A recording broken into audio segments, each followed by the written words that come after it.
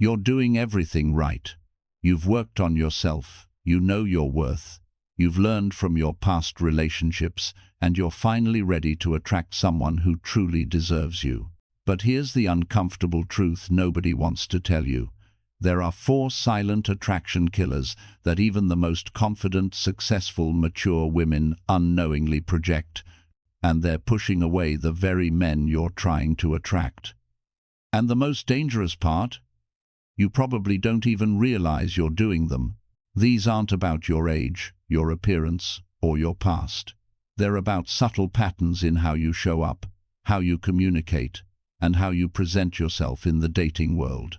Stay with me, because what I'm about to reveal will fundamentally change how you approach attraction, and by the end of this video, you'll have a complete roadmap to eliminate these attraction killers from your life forever. Welcome back to the Heart Code, where we decode the psychology of love, attraction, and relationships for women who refuse to settle. I'm here to give you the unfiltered truth about modern dating, backed by psychology, real-world experience, and practical wisdom you can apply immediately. Before we dive into these 4 critical attraction killers, I need your help. If you find value in this content, please hit that like button right now. It tells YouTube to share this video with more women who need to hear this message. Drop a comment below sharing which of these 4 attraction killers resonates most with you, or share your own experiences navigating attraction as a mature woman. Your comments create a community where we can all learn from each other. And if you haven't subscribed yet, click that subscribe button and turn on notifications so you never miss content that could transform your dating life. Finally, if you want to directly support this channel and help me create more in-depth content like this, consider clicking the Super Thanks button below this video. Every contribution helps me dedicate more time to researching and creating the content you deserve. Now, let's talk about what you're really here for. Understanding why attraction sometimes feels so complicated after a certain age, and what you might be doing unknowingly that's working against you. Here's what most dating advice for mature women gets wrong. It focuses on superficial things: how to dress younger, how to hide your age, how to compete with younger women, and how to be more available, more accommodating, and more flexible. That advice is not just wrong, it's insulting, because the real attraction killers that affect mature women have nothing to do with trying to be someone you're not. They have everything to do with patterns you've developed over years of experiences, relationships, and life lessons that, ironically, are now working against you. Think about it this way. When you were in your 20s, you approached dating with a completely different energy. You were more open, more curious, more willing to be vulnerable, and more willing to take risks. Not because you were naive, although maybe that was part of it, but because you hadn't yet accumulated the defensive patterns that life experiences create. You hadn't yet built the walls that protect you but also isolate you. You hadn't yet developed the scripts that keep you safe but also keep you alone. Now, I'm not suggesting you should go back to being that 20-something version of yourself. That woman didn't know what you know now. She didn't have your wisdom, your self-awareness, or your understanding of what you truly need in a partner. But here's the paradox. The very experiences that made you wiser have also created blind spots that sabotage attraction. And unless you identify these blind spots and consciously work to eliminate them, you'll keep experiencing the same frustrating patterns in your dating life. The 4 attraction killers we're going to explore today are insidious because they feel justified. They feel like self-protection, like healthy boundaries, like standards, like self-respect. And in some cases, they absolutely are those things. But there's a fine line between healthy self-protection and patterns that signal unavailability, between standards and rigidity, and between self-respect and defensiveness. And mature women, because of everything they've been through, often cross that line without realizing it. So let me be clear about what this video is and isn't. This is not about changing who you are to attract a man. This is not about lowering your standards or accepting less than you deserve. This is not about pretending to be someone you're not or hiding your authentic self. This is about identifying the patterns that don't serve you, the patterns that aren't really you at your core, but are defensive reactions you've developed that are now creating the opposite of what you want. This is about becoming more of who you truly are, not less. Number 1. The invisible wall of pre-emptive rejection. Let's start with the most common and most devastating attraction killer I see in mature women, what I call the invisible wall of pre-emptive rejection. And before you think this doesn't apply to you, stay with me, because this one is incredibly subtle and incredibly common. Here's what the invisible wall looks like in practice. You meet someone new, and within the first few minutes, sometimes even the first few seconds, you're already scanning for reasons why it won't work. He's wearing those shoes, so he probably has no style. He mentioned he works in sales, so he's probably superficial and manipulative. He said he likes to travel, so he's probably unstable and can't commit. He talks about his family a lot, so he's probably a mama's boy who will never prioritize you. He seems really enthusiastic, so he's probably love-bombing you and will turn out to be a narcissist. Do you see what's happening here? You're rejecting before you can be rejected. You're finding reasons to disqualify someone before they have a chance to disqualify you. You're building a wall before anyone even tries to get close. And you're doing it so quickly, so automatically, that you probably don't even realize you're doing it. Now, let me be absolutely clear about something. Discernment is crucial. Red flags are real. Pattern recognition is a valuable skill. And if you've been through difficult relationships, painful breakups, or experienced manipulation or betrayal, it makes complete sense that you would be cautious. Your caution is not the problem. The problem is when caution becomes a default setting that automatically rejects everyone before they have a chance to show you who they really are. Let me explain the psychology behind this. When you've been hurt in past relationships, your brain develops what psychologists call hypervigilance. Your nervous system becomes tuned to detect potential threats, and in the context of relationships, potential threats are anything that reminds you, even vaguely, of past pain. This is a survival mechanism. Your brain is literally trying to protect you from experiencing that pain again. But here's where it gets tricky. Your brain isn't very good at distinguishing between actual threats and false alarms. It operates on a better safe than sorry principle. So, if a past partner who hurt you happened to be an enthusiastic communicator, your brain might flag all enthusiastic communicators as threats. If a past partner who betrayed you worked in a certain profession, your brain might flag everyone in that profession as untrustworthy. If a past partner who disappointed you had certain hobbies or interests, your brain might flag those hobbies and interests as red flags. This is what trauma-informed therapists call overgeneralization, and it's one of the most common ways that past pain interferes with present possibilities. You're not crazy for doing this. You're not broken for doing this. You're human.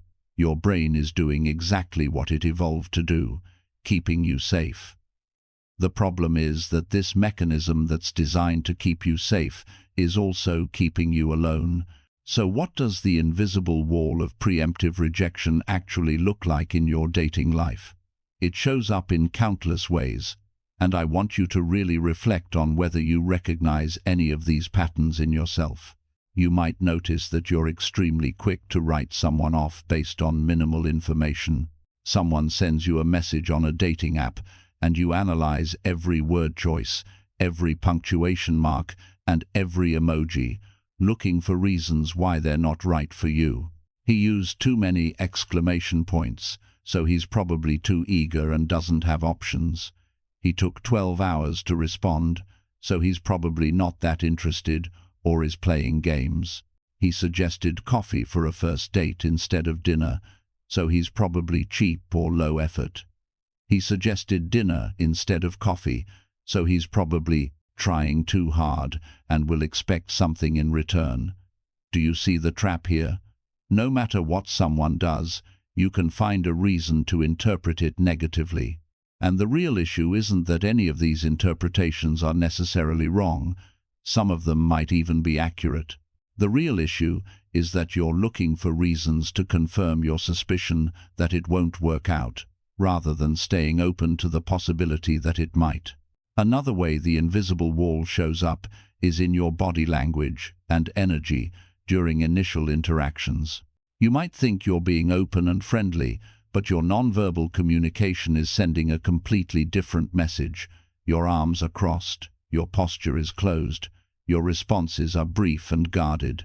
You're physically present, but emotionally distant. You're smiling with your mouth, but not with your eyes. You're asking questions, but not really listening to the answers because you're too busy looking for red flags. And here's the really challenging part. Men can feel this wall, even if they can't consciously identify it. They don't think to themselves, "She's being preemptively rejected," but they do feel a coldness, a distance, a sense that you've already made up your mind about them before they've had a chance to show you who they are. And that feeling is an attraction killer, because attraction requires the possibility of connection, and your invisible wall is communicating that connection isn't possible. The invisible wall also shows up in your inner dialogue during dates or interactions. You're not present in the moment because you're too busy analyzing everything through a lens of suspicion and skepticism. He just said something nice about your appearance, and instead of receiving the compliment, you're thinking, what does he want? What's his angle? Is he trying to manipulate me? Is he love-bombing me? He shared something vulnerable about his past, and instead of appreciating his openness, you're thinking, is this a red flag? Is this emotional dumping? Is he looking for a therapist instead of a partner? Now, I want to pause here and address something important. Some of you might be thinking, but wait, isn't it smart to be analytical? Isn't it wise to look for red flags? Isn't it healthy to be skeptical after you've been burned before? And my answer is yes, absolutely. But there's a crucial difference between healthy discernment and preemptive rejection. Healthy discernment means staying present, observing with curiosity rather than judgment, noticing patterns over time rather than making snap decisions, and giving people a reasonable opportunity to show you who they are before deciding they're not right for you. Preemptive rejection means deciding within minutes or even seconds that it won't work, interpreting neutral or positive behaviors as red flags, assuming the worst instead of staying curious, and protecting yourself so aggressively that you never give attraction a chance to develop. Let me give you a concrete example of the difference. Imagine you're on a first date, and the person you're with mentions that they were in a long-term relationship that ended about a year ago. Here's how these two approaches would respond differently. The healthy discernment approach would think, okay, they were in a long-term relationship that ended relatively recently.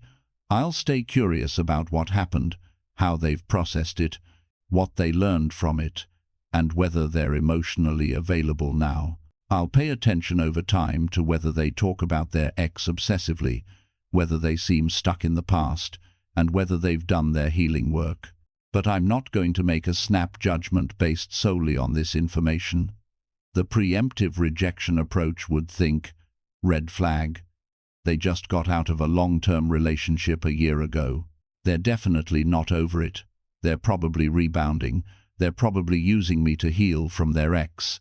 They're probably going to ghost me once they're feeling better. This won't work. I should end this now before I get hurt. Can you see the difference? Both approaches acknowledge the same information, but one stays open and curious, while the other shuts down and rejects. One gives the interaction a chance to unfold, while the other ends it before it begins. One is grounded in the present moment, while the other is controlled by fear of future pain. So why is the invisible wall such a powerful attraction killer? Because attraction is fundamentally about possibility. It's about the excitement of not knowing where something might lead. It's about the vulnerability of allowing yourself to be affected by another person. It's about the openness to being surprised, delighted, challenged, or changed by someone new. And the invisible wall eliminates all of that. It replaces possibility with prediction, excitement with caution, vulnerability with protection, and openness with closure. When a man interacts with a woman who has her invisible wall up, he doesn't feel the possibility of attraction. He feels like he's being auditioned, evaluated, judged, and found guilty before he's even had a chance to present evidence in his favor. And that feeling is the opposite of attraction. That feeling makes him want to walk away, not because you're not amazing, not because he doesn't see your value, but because he can sense that you've already decided he's not good enough, and he's exhausted before you've even begun. Now, let's talk about how to recognize if you have this invisible wall and what to do about it. First, start paying attention to your internal dialogue when you meet someone new. What's the first thing you notice about them? Are you looking for things to appreciate, or are you scanning for flaws?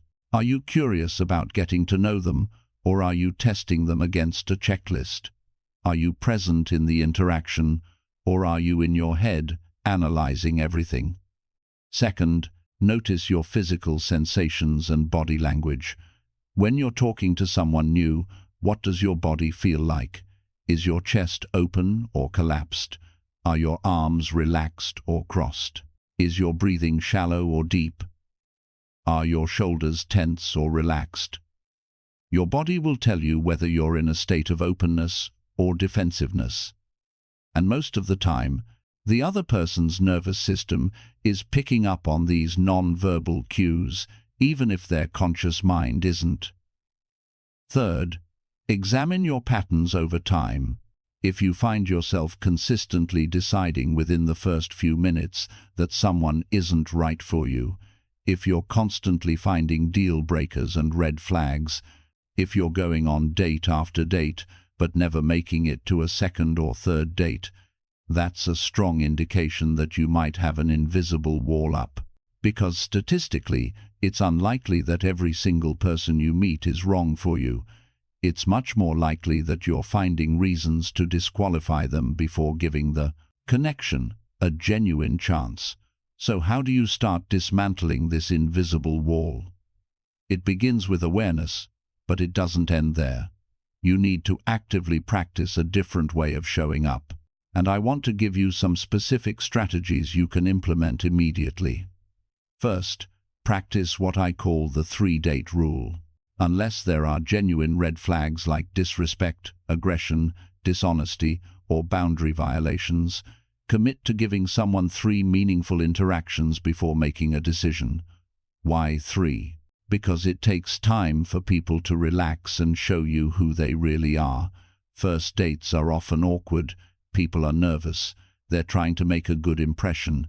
They might say something clumsy or behave in ways that don't really represent who they are. By the 3rd interaction, you'll have much better information, and you'll also have given the other person a fair chance to show you their authentic self. Second, consciously practice curiosity over judgment. When you notice yourself making a negative interpretation about something someone said or did, pause and ask yourself, what else could this mean? What am I assuming that might not be true? What would I need to know to understand this better? This doesn't mean ignoring red flags. It means distinguishing between actual concerning patterns and your own projections based on past experiences. Third, work on your own healing. If you find that you're constantly triggered by normal dating behaviors, if every small thing reminds you of past pain, if you can't relax and be present because you're so hypervigilant, That's a sign that you have some healing work to do before you're really ready to date in a healthy way, and there's no shame in that. Healing isn't linear, and it's better to recognize you need more time than to keep putting yourself in situations where you're hurting yourself and others. Fourth, practice self-compassion when you catch yourself putting up the wall. Don't judge yourself for being defensive. Don't criticize yourself for being cautious. Instead, acknowledge that your nervous system is trying to protect you, thank it for caring about your well-being, and then gently remind yourself that you're safe enough to be a little more open. You can lower the wall just a little bit and see what happens. You can take small risks. You don't have to go from completely closed to completely vulnerable overnight. The invisible wall of preemptive rejection is the first attraction killer, and for many mature women, it's the most significant one, because once this wall is up, nothing else matters. It doesn't matter how interesting you are, how successful you are, how attractive you are, or how much you have to offer. If you're rejecting people before they even have a chance to know you, you're guaranteeing that attraction will never develop. You're choosing loneliness to avoid the possibility of pain, and that's a terrible trade-off. Number 2. The exhaustion of overperformance. Now let's move to the second attraction killer, and this one is particularly prevalent among successful, accomplished, independent, mature women. I call it the exhaustion of overperformance, and it's killing your attraction potential in ways you probably haven't even considered. Here's what overperformance looks like in the context of dating and attraction. You approach every interaction like it's a job interview you need to ace. You're constantly trying to prove your worth, demonstrate your value, showcase your accomplishments, and convince the other person that you're worthy of their interest. You're performing instead of being. You're presenting a curated version of yourself instead of your authentic self. You're working hard to be impressive instead of allowing yourself to be real. Now, if you're a high-achieving woman, this might sound familiar because it's probably how you've achieved success in other areas of your life. You worked hard. You proved yourself. You exceeded expectations. You demonstrated your competence and capability. You didn't wait for opportunities to come to you. You went out and earned them. And that strategy served you brilliantly in your career, your education, your personal development, and many other areas of your life. But here's the problem. Attraction doesn't work like a job interview. In fact, overperformance is one of the fastest ways to kill attraction because it fundamentally misunderstands what creates attraction in the first place. Let me explain the psychology behind why overperformance is such an attraction killer. Attraction is not primarily about being impressive. It's about creating a feeling of connection, ease, chemistry, and mutual curiosity. When you're in overperformance mode, you're focused on impressing rather than connecting. You're worried about whether you're good enough rather than whether there's genuine compatibility. You're trying to earn something rather than exploring whether you want it. And here's what happens energetically when you're in overperformance mode. You create tension instead of ease. You create pressure instead of pleasure. You create a transactional dynamic instead of an organic flow. The other person can feel that you're working hard, and that feeling is exhausting for both of you. It makes dating feel like work instead of fun. It makes getting to know each other feel like an evaluation instead of an exploration. Think about the times in your life when you felt most attracted to someone. I'm willing to bet that those weren't the times when you were trying hardest to be attractive. They were probably the times when you were most relaxed, most yourself, most present, and most authentic. Maybe you were laughing about something ridiculous. Maybe you were passionate about something you care about. Maybe you were vulnerable about something that matters to you. Maybe you were so engaged in an interesting conversation that you forgot to worry about how you were coming across. That's what I mean by the difference between performing and being. When you're being, you're relaxed, You're authentic. You're present. You're connected to yourself and therefore able to connect with others. When you're performing, you're tense. You're strategic. You're in your head.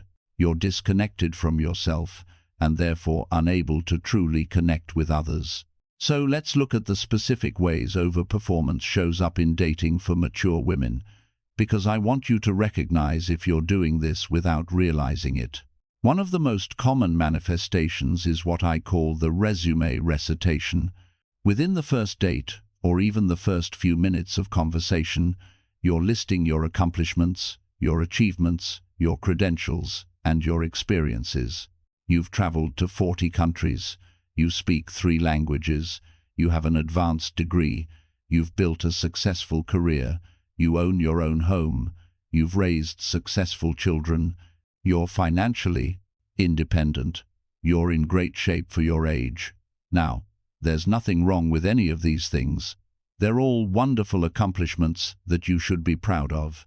But when you're leading with them, when you're using them to prove your worth, when you're reciting them like items on a resume, you're signaling something problematic. You're signaling that you don't trust that you're enough just as you are. You're signaling that you believe your value comes from what you've done rather than who you are. And paradoxically, that undermines the very value you're trying to demonstrate. Another way overperformance shows up is in over-preparing and overthinking every interaction. You spend hours planning what you're going to wear, what you're going to say, what stories you're going to tell, and what questions you're going to ask. You rehearse conversations in your head. You strategize about how to be interesting, engaging, and attractive. You research the person you're meeting so thoroughly that you know more about them than they probably remember about themselves. Again, there's nothing wrong with putting effort into your appearance or thinking about conversation topics, but when it becomes obsessive, when it's driven by anxiety about not being good enough, when it leaves you exhausted before you even meet the person, that's overperformance. And the problem is that all that preparation and strategizing actually takes you further away from authenticity and presence, which are the real foundations of attraction.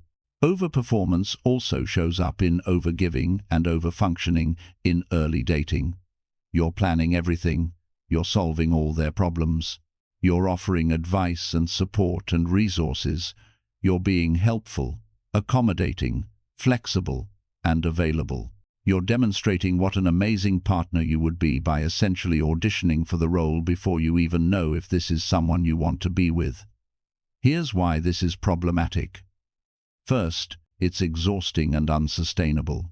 You can maintain this level of over-functioning for a little while, but eventually you'll get tired and resentful. Second, it creates an unbalanced dynamic from the start. You're giving way more than you're receiving, which sets up an unhealthy pattern. Third, it attracts the wrong kind of person. People who are looking for someone to take care of them will be delighted by your over-functioning, but people who are looking for an equal partnership will be uncomfortable with it. Let me share something that might be hard to hear, but is crucially important. When you overperform in dating, you're often doing it because deep down you don't believe you're enough just as you are. You believe you need to earn love, attraction, interest, and commitment through what you do rather than who you are. And this belief, this wound, is what's really killing attraction, because no amount of performing will ever fill that hole. No amount of impressing will ever convince you that you're worthy. And the people you're trying to attract can sense this insecurity beneath all your accomplishments. Confident people don't need to prove themselves. They don't need to recite their resume. They don't need to overfunction and overgive. They trust that they're enough, so they can relax and be themselves. And that relaxation, that authenticity, that groundedness is magnetic. That's what creates attraction. Now, I want to distinguish overperformance from healthy self-presentation. There's absolutely nothing wrong with putting effort into your appearance, being conversational and engaging, sharing interesting things about your life, or being generous and kind. The difference is in the energy and motivation behind these behaviors.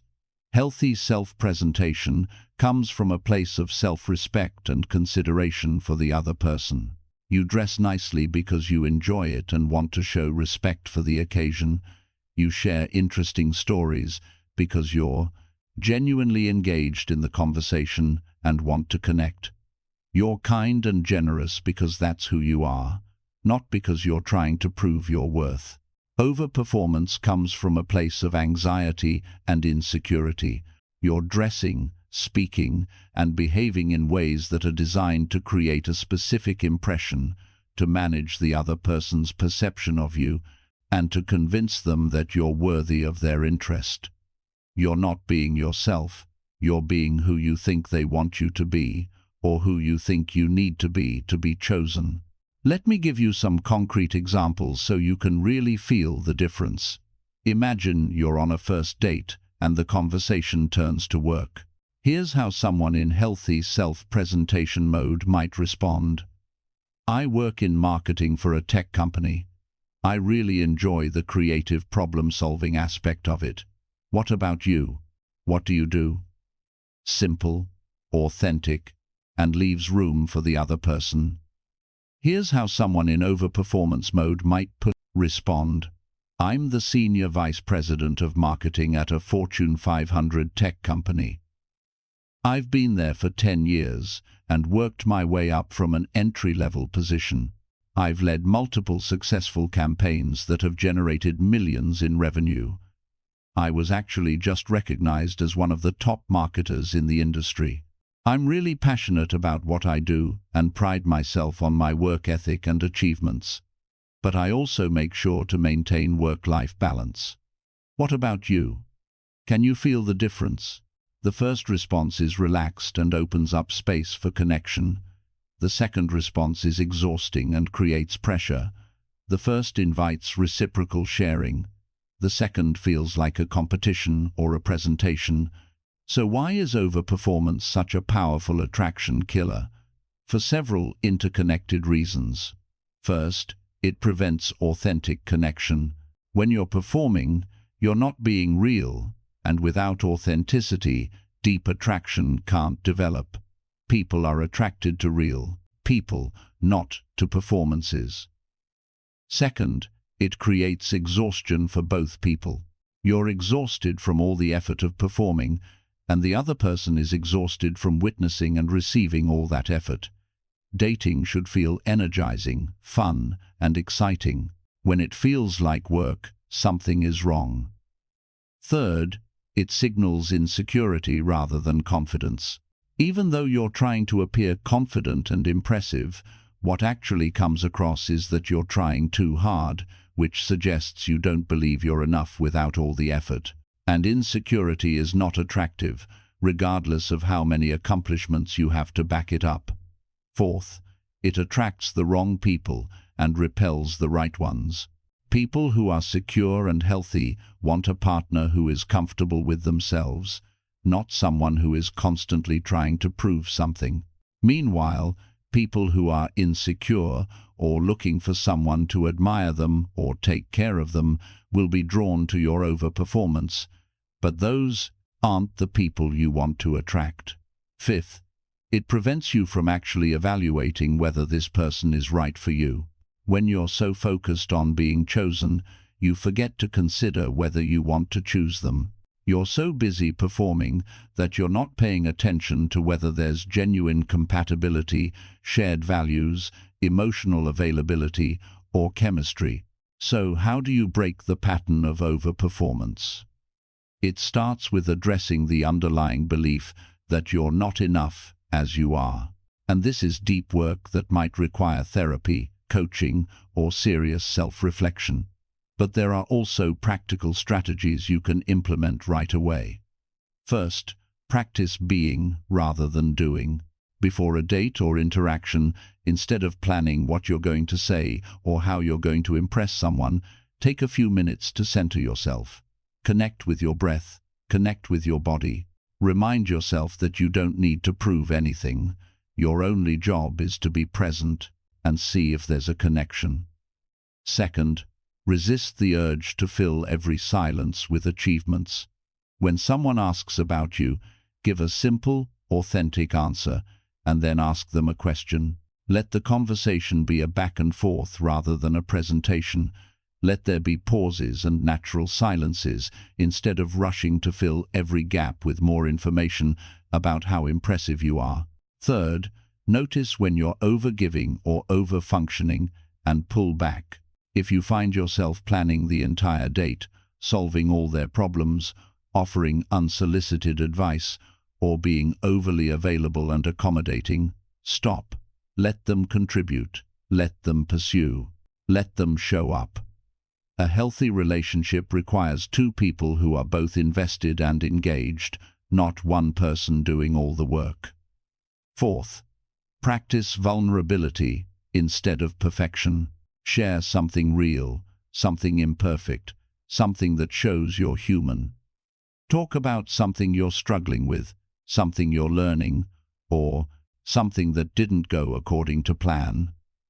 This doesn't mean trauma dumping or being inappropriately vulnerable too soon.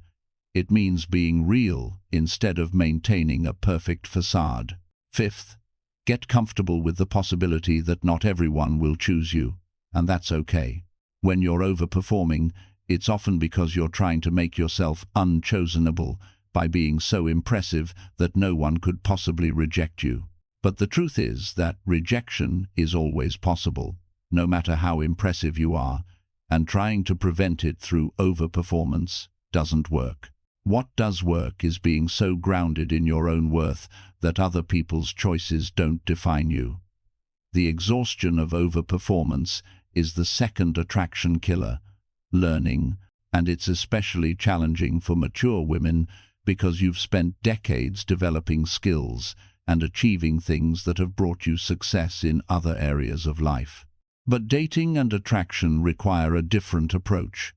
They require you to trust that you're enough without the performance, to connect rather than impress, and to be rather than do. When you can make that shift, everything changes. Number 3. The bitterness that bleeds through. Let's move to the third attraction killer, and this one is perhaps the most socially unacceptable to talk about, which is exactly why we need to address it directly. I call it the bitterness that bleeds through, and it's one of the most toxic things you can bring into new interactions and potential relationships. Let me start by saying something important. If you've been through difficult experiences, painful relationships, betrayals, divorces, disappointments, or heartbreak, you have every right to feel angry, hurt, bitter, and resentful. Your feelings are valid, your pain is real, and I'm not suggesting you should just get over it or pretend it didn't happen. But here's the hard truth. While your bitterness is understandable, it's also destroying your chances of attracting a healthy, quality partner. And if you care about your future more than you care about being right about your past, you need to address this. So what does bitterness look like in the context of dating? It shows up in countless ways, some obvious and some subtle, but all of them are repelling the very people you're hoping to attract. The most obvious manifestation is direct negative talk about men in general or past partners specifically. You're on a date with someone new, and somehow the conversation keeps coming back to how terrible your ex was, how men can't be trusted, how all the good ones are taken, how men your age only want younger women, how dating is impossible, how relationships never work out, and how you've been disappointed so many times that you've stopped expecting anything good. Now, you might think you're just being honest, just sharing your experiences, just being real about what you've been through. But here's what the person you're with is actually hearing. I'm not over my past. I'm carrying a lot of unprocessed pain. I'm going to project my past experiences onto you. I'm cynical about men and relationships. I'm probably going to assume the worst about you and everything you do. Being with me is going to be hard because I'm coming from a place of hurt and distrust. Would you want to date someone who communicates those things on a first or second date? Probably not. So why would someone want to date you when you're communicating with them? But bitterness doesn't just show up in direct negative talk. It also bleeds through in more subtle ways. It's in your tone of voice when you talk about relationships. It's in your facial expressions when certain topics come up. It's in your sarcastic comments that you think are funny but are actually revealing deep cynicism. It's in your defensive responses to normal questions or behaviors. It's in your inability to hear anything positive about relationships without immediately countering with something negative. Let me give you some examples of how bitterness bleeds through in ways you might not recognize. Someone compliments you, and instead of simply saying thank you, you respond with a sarcastic comment about how they probably say that to everyone, or how compliments don't mean anything, or how you've heard that before from people who turned out to be lying. Someone expresses interest in seeing you again, and instead of receiving it with openness, you immediately question their motives or make a jaded comment about how people always say that but then disappear. Someone asks about your past relationships, and instead of giving a balanced, mature response, you launch into a bitter diatribe about everything that was wrong with your ex or exes. Someone shares something vulnerable with you, and instead of creating space for that vulnerability, you respond with cynicism or immediately share your own horror stories to prove that your pain is greater than theirs. Do you see what's happening in all these examples? You're taking normal, neutral, or even positive interactions and infusing them with bitterness, cynicism, and unprocessed pain. And the person you're with can feel it. They might not be able to articulate exactly what they're feeling, but they know something is off. They know they're not just interacting with you, they're also interacting with all your unhealed wounds, all your past disappointments, and all your accumulated resentment. Now, let's talk about why bitterness develops, especially in mature women who have been through multiple relationships. When you've experienced pain, betrayal, or disappointment, especially more than once, your brain starts to look for patterns. It tries to predict and prevent future pain by learning from past experiences. This is a normal, healthy psychological process called pattern recognition.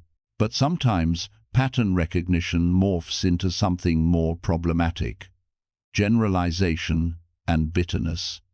You stop seeing each person and situation as unique, and you start seeing them all through the lens of your past pain. Every man becomes your ex. Every kind gesture becomes a potential manipulation. Every expression of interest becomes a lie you're waiting to be revealed. Every vulnerability becomes ammunition that will eventually be used against you. This is what unprocessed pain does. It doesn't just affect your past. It contaminates your present and your future. It turns you into someone who can't receive good things because you're so convinced they're not real or won't last. It makes you suspicious, defensive, closed, and yes, bitter. And here's the really challenging part. Bitterness often feels justified. It feels like wisdom. It feels like you're being realistic, practical, and self-protective. You're not bitter. You're just experienced. You're not cynical. You're just aware of how things really are. You're not closed. You're just cautious. But the people you're trying to attract don't experience it that way.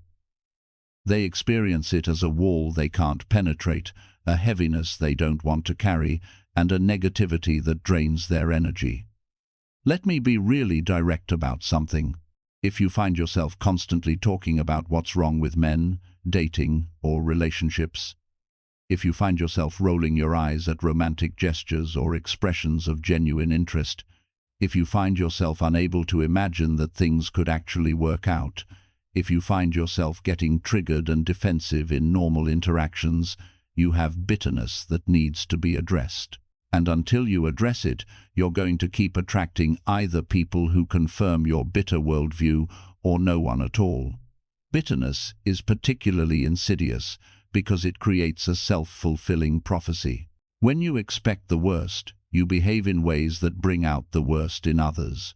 When you approach interactions with suspicion and defensiveness, people respond with distance and withdrawal. When you're constantly negative and cynical, positive, healthy people don't want to be around you. So you end up having more negative experiences, which confirm your bitter worldview, which makes you more bitter, which leads to more negative experiences. It's a vicious cycle that will trap you in loneliness unless you consciously choose to break it. So, let's talk about specific manifestations of bitterness that you need to watch out for.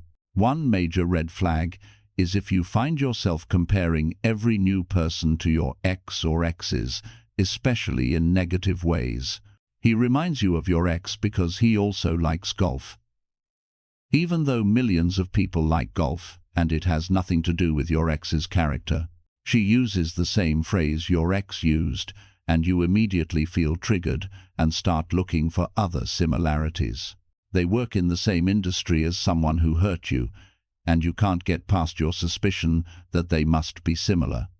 Another red flag is if you can't have conversations about relationships without turning them negative.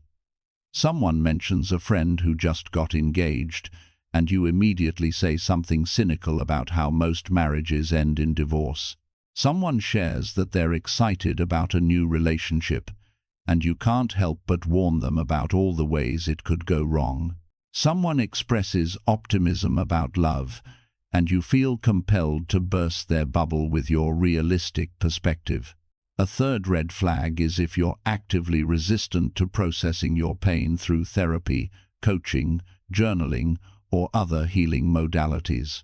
If your attitude is that you don't need to do any healing work because the problem is with all the terrible people out there, not with you, that's a sign that bitterness has taken root, because healthy, mature people understand that healing is always their responsibility, regardless of what happened to them or who was at fault.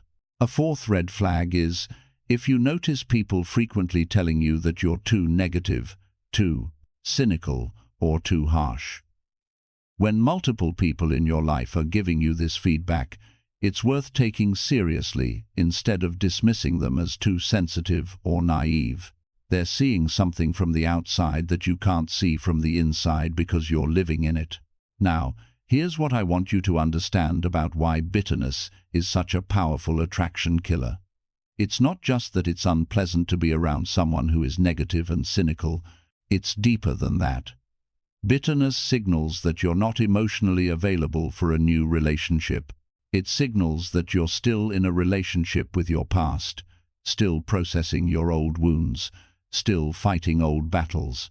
And a healthy person doesn't want to compete with your past for your attention and emotional energy. Bitterness also signals that you haven't taken responsibility for your own healing. Instead of doing the work to process your pain, learn from your experiences, and consciously choose a different path forward, you're blaming everyone and everything else. You're casting yourself as a perpetual victim of circumstance, of bad luck, of terrible partners, of an impossible dating landscape. And while there may be truth to some of those external factors, the victim mindset keeps you stuck and powerless. Most importantly, bitterness prevents authentic connection. When you're bitter, you can't be truly open, you can't be vulnerable, you can't give people the benefit of the doubt. You can't be present in new experiences because you're so haunted by past ones. And without openness, vulnerability, trust, and presence, deep attraction and connection cannot develop. So, what do you do if you recognize bitterness in yourself? First, acknowledge it without judgment. Don't beat yourself up for being bitter. Don't add shame on top of pain. Simply recognize that you're carrying unprocessed hurt and that it's affecting your life in ways that don't serve you. Second, Commit to doing healing work. This might mean therapy, especially with someone who specializes in trauma or relationship issues. This might mean coaching with someone who can help you reframe your experiences and develop new patterns. This might mean journaling to process your feelings. This might mean somatic work to release pain stored in your body. This might mean support groups where you can share your experiences with others who understand. Whatever modalities resonate with you, commit to doing the work. Third, practice catching yourself when bitterness is bleeding through and consciously choosing a different response. When you notice yourself making a cynical comment, pause and reframe. When you feel triggered by something that reminds you of your past, take a breath and remind yourself that this is a different person and a different situation. When you're about to complain about men or relationships, stop and find something neutral or positive to say instead. Fourth, actively cultivate gratitude and optimism. This doesn't mean toxic positivity or pretending bad things didn't happen. It means consciously choosing to notice and appreciate good things, to look for evidence that not everything is terrible, and to practice hope as a discipline even when it doesn't come naturally. Your brain has been trained to look for the negative. You need to consciously retrain it to notice the positive. Fifth, create boundaries around how much you discuss your past pain, especially in early dating. This doesn't mean lying or pretending you've never been hurt. It means being selective and appropriate about what you share and when. Save the deep processing of your past for therapy, close friends, or once you've established trust and intimacy with someone new. Don't use new people as emotional dumping grounds for unprocessed pain. The bitterness that bleeds through is the third attraction killer, and it's one of the most challenging to overcome because it often doesn't feel like a problem. It feels like truth. It feels like self-protection. It feels like wisdom earned through hard experience. But if that wisdom is keeping you alone, if that truth is preventing you from being open to new possibilities, if that self-protection is more like self-isolation, then it's time to question whether holding on to your bitterness is really serving you or simply keeping you stuck in your past. Number 4.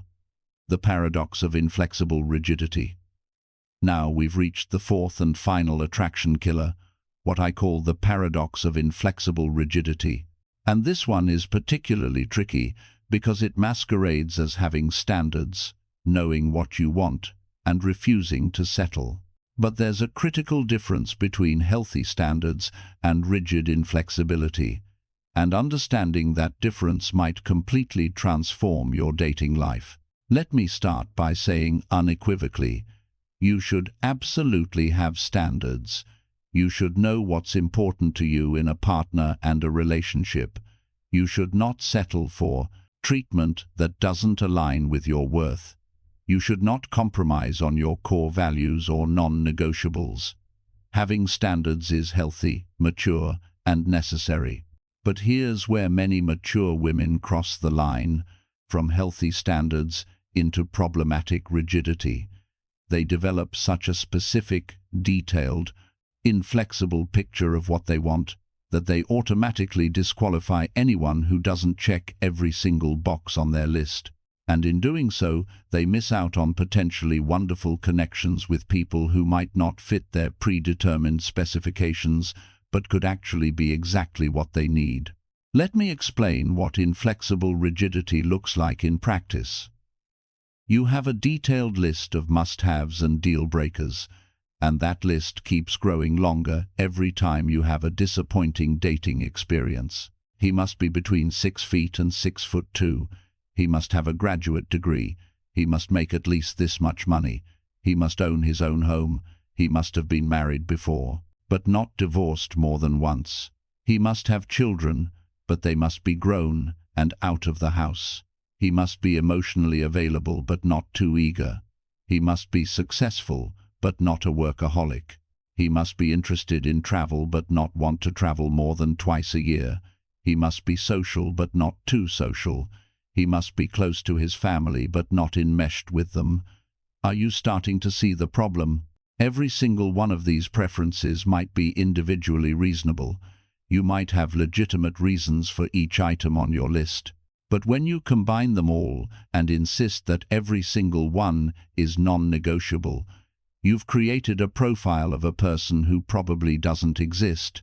And if they do exist, they're probably looking for someone who meets an equally impossible list of criteria. Here's the paradox at the heart of inflexible rigidity. The more specific and inflexible your requirements become, the fewer people meet them, which means you have fewer dating experiences, which means you become more lonely and frustrated, which often makes your requirements even more rigid as a form of protection. You tell yourself that you're refusing to settle, that you know your worth, and that you deserve someone who meets all your standards. But what's actually happening is that you're using your impossible standards as a defense mechanism to protect yourself from the vulnerability of actually connecting with a real, imperfect human being. Let me share something that might be controversial but needs to be said. Sometimes what you think you want isn't actually what you need. Sometimes your list of requirements is based on superficial preferences, past experiences that aren't relevant to new people, or societal conditioning rather than genuine compatibility factors. Sometimes the person who would actually make you happy looks nothing like the person you've decided you need to find. I've seen this play out countless times. A woman insists she needs someone who makes at least a certain income, but when she meets someone who makes slightly less but is emotionally intelligent, communicative, and deeply compatible with her, she dismisses him because he doesn't meet her financial requirement. A woman insists she needs someone who is very extroverted and social, but when she meets someone who is more introverted but makes her feel safe, seen, and cherished, she rejects him because he doesn't match her predetermined preference. This is what I mean by the paradox. Your rigid standards are supposed to protect you and ensure you find someone worthy of you. But in reality, they're preventing you from being open to people who might actually be wonderful for you but don't fit your narrow specifications. Now, let's talk about how inflexible rigidity develops, especially in mature women. Often, it's a response to past experiences where you feel like you compromised too much, ignored red flags, or settled for less than you deserved. So now you've overcorrected. You've decided you're never going to compromise again, never going to ignore your preferences again, and never going to give anyone a chance if they don't meet your criteria from day one. This overcorrection is understandable. If you've been in relationships where you felt like you gave too much, accommodated too much, or accepted treatment that wasn't okay, it makes sense that you would swing in the opposite direction.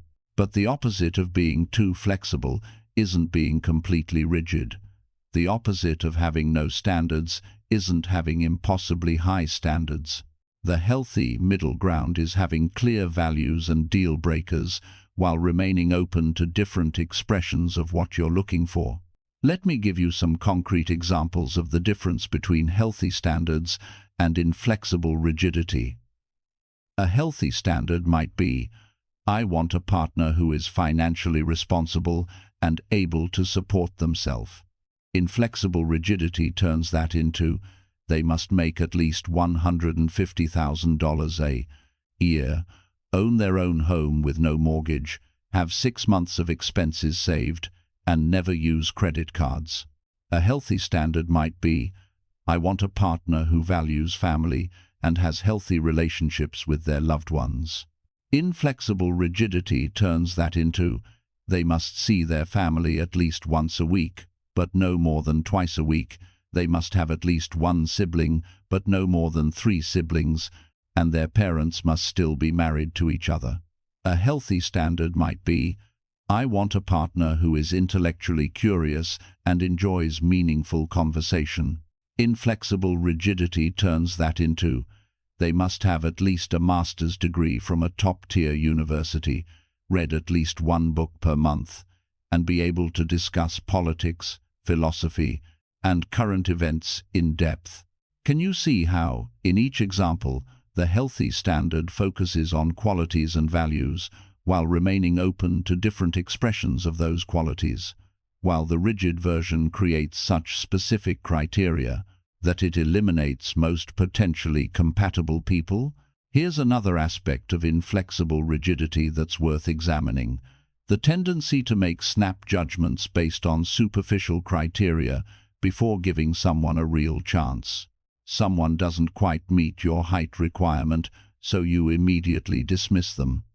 Someone's job title isn't impressive enough, so you write them off. Someone's profile picture shows them doing an activity you're not interested in, so you swipe left. The problem with this approach is that you're making relationship decisions based on information that has very little to do with actual compatibility. Height doesn't determine whether someone will be kind, loyal, emotionally available, or compatible with you. A prestigious job title doesn't tell you whether someone will respect you, support your dreams, or make you laugh. A hobby doesn't reveal whether someone shares your values, communicates well, or could be a loving partner.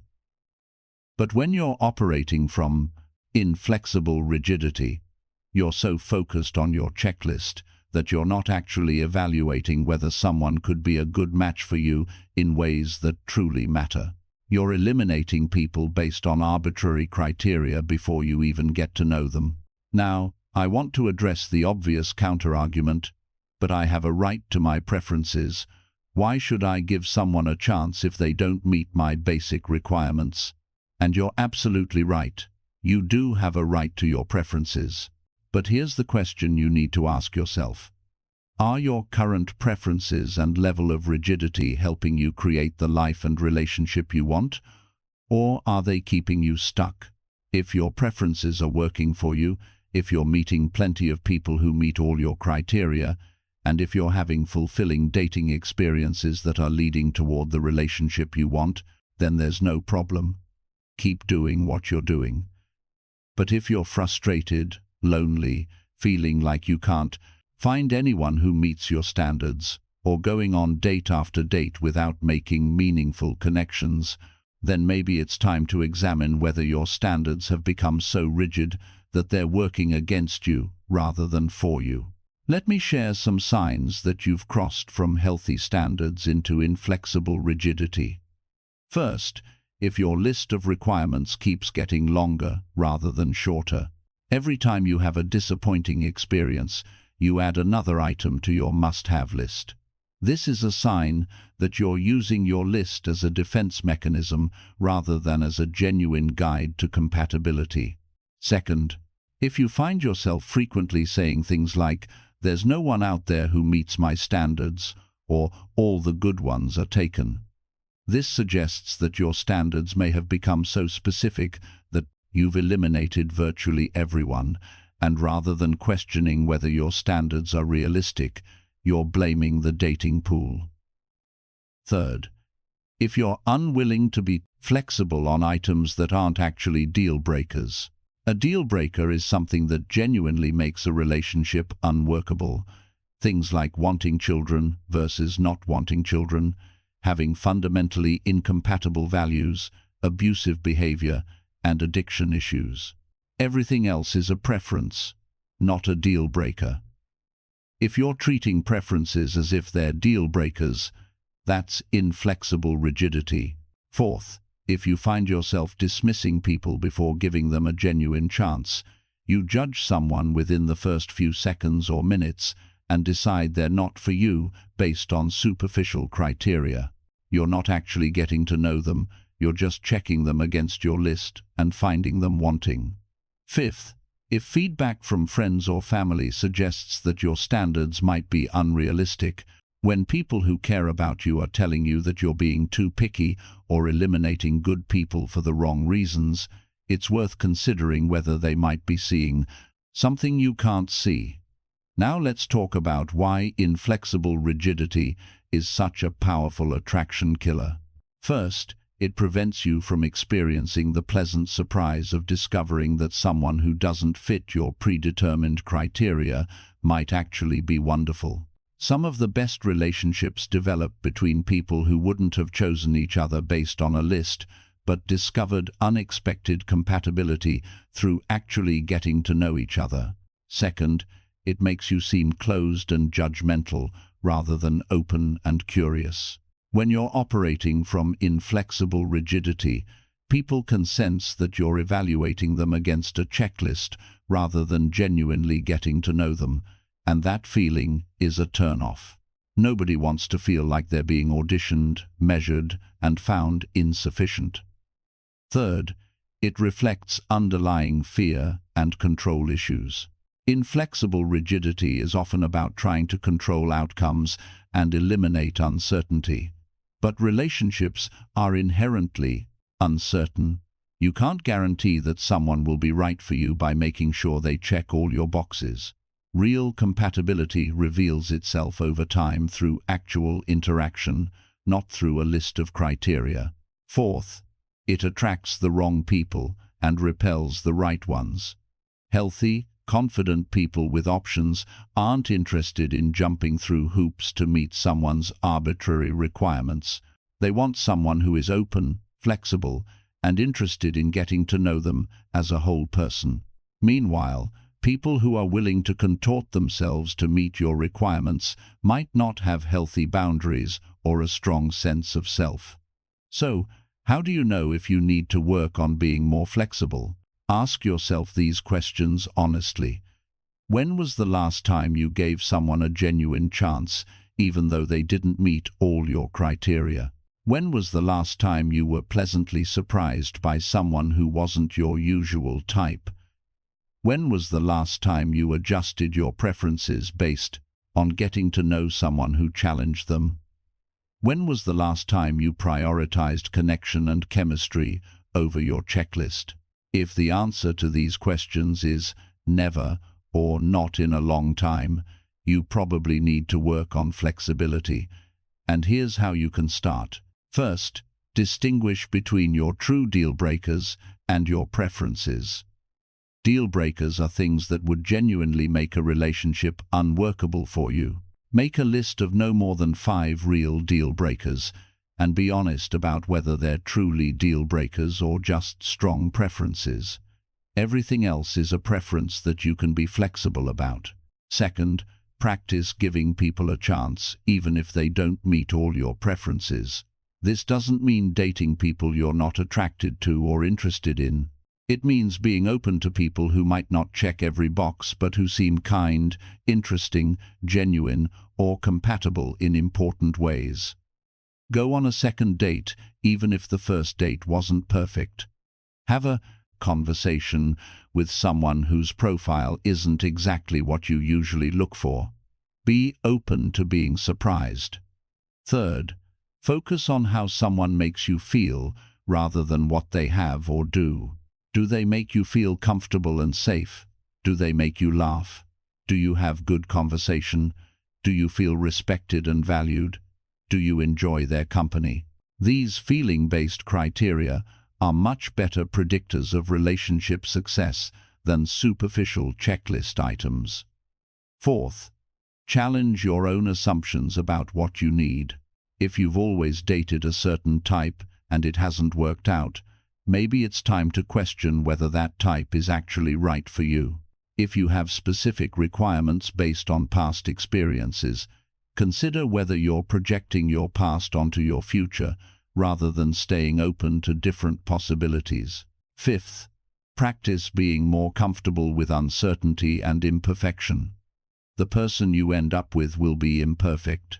They won't meet every single one of your criteria. They'll surprise you in some ways that delight you and some ways that challenge you. If you can't embrace that uncertainty and imperfection, you'll never be satisfied with anyone. The paradox of inflexible rigidity is the fourth attraction killer, and it's perhaps the most subtle because it feels so justified. You're not being unreasonable, you're just having standards. You're not being difficult, you're just knowing what you want. But if those standards are keeping you alone, if that knowledge of what you want is preventing you from finding it, then maybe it's time to question whether you're really protecting yourself or just protecting yourself from the vulnerability of real connection. Now that we've explored all 4 attraction killers in depth, let's talk about how they often work together and what you can do to address them holistically. Because here's what I've observed. These 4 patterns rarely exist in isolation. They tend to feed into and reinforce each other, creating a defensive system that's designed to keep you safe, but actually keeps you isolated. Think about how these patterns interconnect. The invisible wall of preemptive rejection leads to more disappointing dating experiences, which fuels your bitterness, which makes you more likely to overperform to compensate for your negative energy, which exhausts you and makes you want to protect yourself more through rigid standards, which leads to more preemptive rejection. It's a vicious cycle where each attraction killer reinforces the others. And here's the really challenging part. All of these patterns are rooted in fear. Fear of being hurt again, fear of wasting your time, fear of being vulnerable, fear of being disappointed, fear of not being enough, fear of being too much. These fears are valid. They're based on real experiences, but they're also keeping you trapped in patterns that guarantee the very outcome you're trying to avoid: being alone. So what's the alternative? How do you protect yourself without sabotaging yourself? How do you have standards without being rigid? How do you learn from your past without being controlled by it? How do you stay open without being naive? The answer lies in what I call conscious vulnerability. This means being intentionally open and present while maintaining healthy boundaries and self-awareness. It means choosing courage over comfort, possibility over protection, and growth over defensiveness. It means doing the healing work so that you can show up as your authentic self rather than as a defended, armored version of yourself. Conscious vulnerability requires several things. First, it requires honest self-reflection about which of these attraction killers you struggle with. You can't change patterns you don't recognize, so the first step is always awareness. As you've been reading or listening to this content, which of these 4 patterns resonated most strongly with you? Which ones made you uncomfortable because you recognized yourself in them? Which ones did you want to dismiss or rationalize? Those are probably the ones you most need to work on. Second, conscious vulnerability requires genuine healing work. And by this, I don't just mean intellectual understanding. I mean doing the emotional and psychological work to process past pain, release resentment, challenge limiting beliefs, and develop new ways of relating. This might mean therapy. It might mean coaching. It might mean support groups. It might mean journaling, meditation, somatic work, or other healing modalities. Whatever path works for you, the key is actually doing the work rather than just understanding the concepts. Third, conscious vulnerability requires practice. You can't just decide one day that you're going to stop engaging in these patterns. You have to catch yourself in the moment and make different choices. This means developing awareness of when you're putting up your wall, when you're starting to overperform, when bitterness is bleeding through, and when you're being rigid, and then consciously choosing a different response. Fourth, conscious vulnerability requires self-compassion. You're going to slip back into old patterns.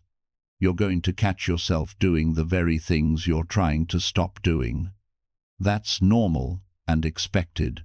The key is to notice without judgment, be kind to yourself, and simply make a different choice in the next moment. Fifth, conscious vulnerability requires courage.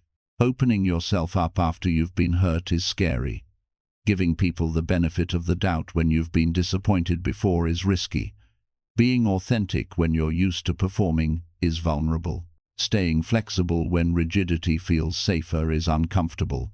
But courage isn't the absence of fear, it's taking action despite the fear.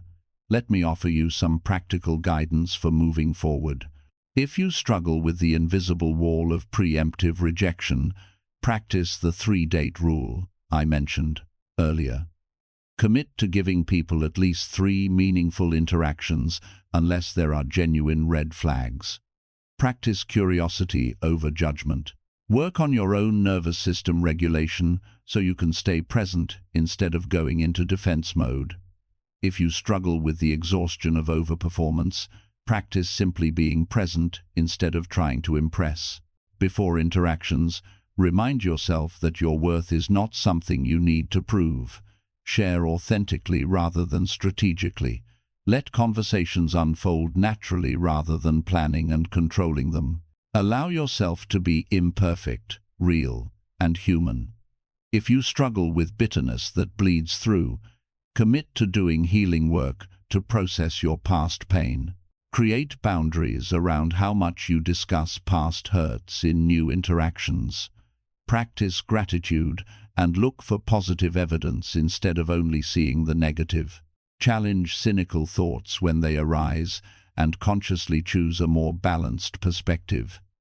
If you struggle with inflexible rigidity, distinguish your true deal breakers from your preferences.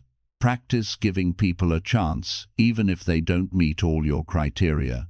Focus on how people make you feel rather than what they have or do. Be open to being surprised by people who don't fit your predetermined specifications.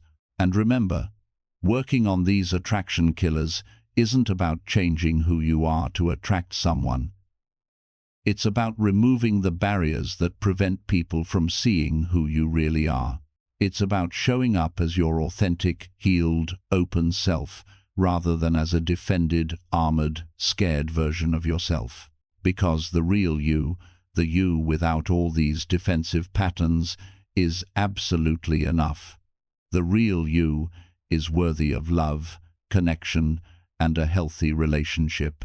The real you doesn't need to prove anything, protect everything, or control outcomes. We've covered a lot of ground in this video, and I hope it's given you valuable insights into patterns that might be sabotaging your attraction potential without you even realizing it. Let's quickly recap the 4 attraction killers we explored. First, the invisible wall of preemptive rejection, where you reject people before they can reject you, scanning for reasons to disqualify them instead of staying open to connection. Second, the exhaustion of overperformance, where you approach dating like a job interview, constantly trying to prove your worth instead of simply being your authentic self. Third, the bitterness that bleeds through, where unprocessed pain from past experiences contaminates new interactions and pushes away healthy potential partners. And fourth, the paradox of inflexible rigidity, where your standards have become so specific and inflexible that they're working against you rather than for you. These patterns are not character flaws, they're defense mechanisms that developed for good reasons. But they're keeping you stuck in loneliness instead of opening you up to love. And the propensity, good news is that once you recognize them, you can change them. Before you go, I want to ask for your support in several ways. First, if you found this video valuable, please hit that like button. It really helps this content reach more women who need to hear this message. Second, leave a comment below. Tell me which of these 4 attraction killers resonated most with you, or share your own experiences with these patterns. Your comments create community and help other viewers know they're not alone. Third, share this video with any friends who might benefit from this content. Sometimes the most valuable gift you can give someone is a perspective shift that helps them see their situation differently. And fourth, if you haven't already, subscribe to the Heart Code and turn on notifications so you never miss content that could transform your relationship life. Finally, if you want to directly support this channel and help me create more in-depth, valuable content like this, please consider clicking the super thanks button below this video. Your support allows me to dedicate more time to researching, writing, and producing content that truly serves you. Every contribution, no matter the size, makes a difference and is deeply appreciated. Remember, you are not too old, too damaged, or too difficult to find love. You are a woman with experiences, wisdom, and depth who deserves a partner who can appreciate all of that. But you have to be willing to do the work, to remove the barriers that are keeping people from seeing the real you. You have to be willing to heal your past so it doesn't control your future. You have to be willing to be vulnerable, authentic, and open, even though it's scary. The dating landscape might be challenging, and finding real connection might take time and effort, but you are absolutely worthy of the love you desire. Don't let these attraction killers rob you of the relationship you deserve. Do the work, stay open, choose courage, and trust that when you show up as your authentic, healed self, the right person will be able to see you, appreciate you, and choose you. Thank you so much for being here, for investing this time in yourself, and for being part of the Heart Code community. I'll see you in the next video, where we'll continue exploring the psychology of love, attraction, and relationships for women who refuse to settle. Until then, take care of yourself, do the work, and remember, you are worthy of extraordinary love.